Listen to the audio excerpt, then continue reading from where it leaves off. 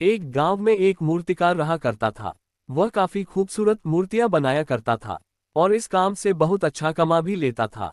उसे एक बेटा हुआ। उस बच्चे ने बचपन से ही अपने पिता के पास मूर्तियां बनानी शुरू कर दी। धीरे धीरे उसने मूर्तियां बनाना सीख लिया।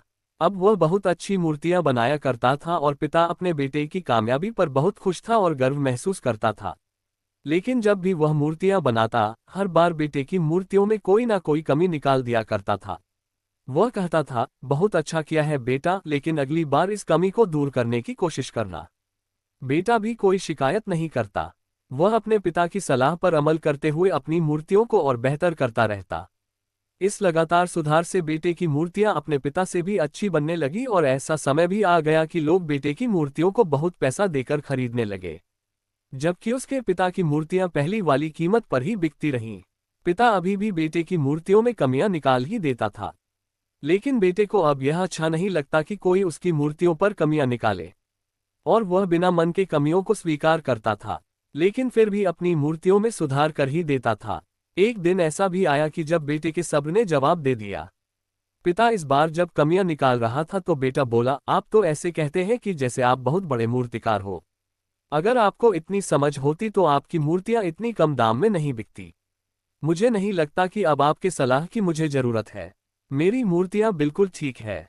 पिता ने जब बेटे की यह बात सुनी तो उसने अपने बेटे को सलाह देना और उसकी मूर्तियों में कमियां निकालना बंद कर दिया।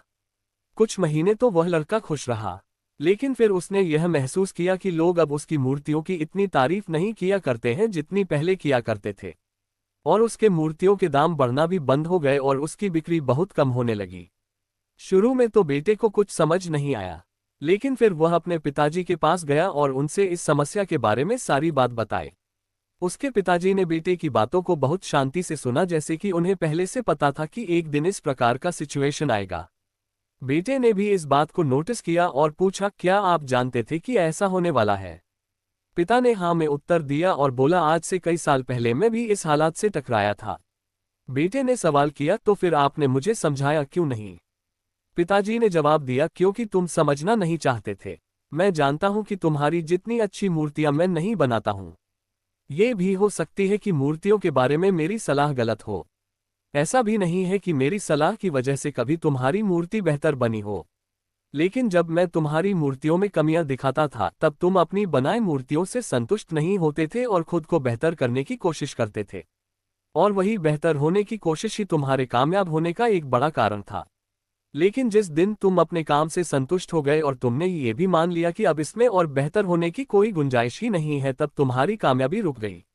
लोग हमेशा तुमसे बेहतर की उम्मीद रखते हैं, और यही कारण है कि अब तुम्हारी मूर्तियों के लिए तुम्हारी तारीफ नहीं होती है और ना ही उनके लिए तुम्हें ज्यादा पैसे मिलते हैं। बेटा थोड़ी देर चुप रहा और फिर उसने सवाल किया, तो अब मुझे क्या करना चाहिए? पिता ने एक वाक्य में जवाब दिया, असंतुष्ट होना सीख लो। मान लो कि तुम में हमेशा बेहतर होने की गुंजाइश बाकी है। यही एक बात तुम्हें हमेशा आगे बढ़ने के लिए प्रेरित करती रहेगी, तुम्हें हमेशा बेहतर बनाते रहेगी। कहानी का सार दिन के उजाले की तरह साफ है। इस संसार में कोई भी इंसान किसी भी काम में 100% उत्तम नहीं है। हर इंसान में कुछ न कुछ कमी जरूर है। हमें इस कमी को अपने अंदर तलाश करनी चाहिए और इसे बेहतर बनाने की कोशिश करनी चाहिए। और इस कमी को तलाश करने के लिए हमें असंतुष्ट होना सीखना होगा। तभी जाकर हम अपने जीवन में आगे बढ़ सकते हैं।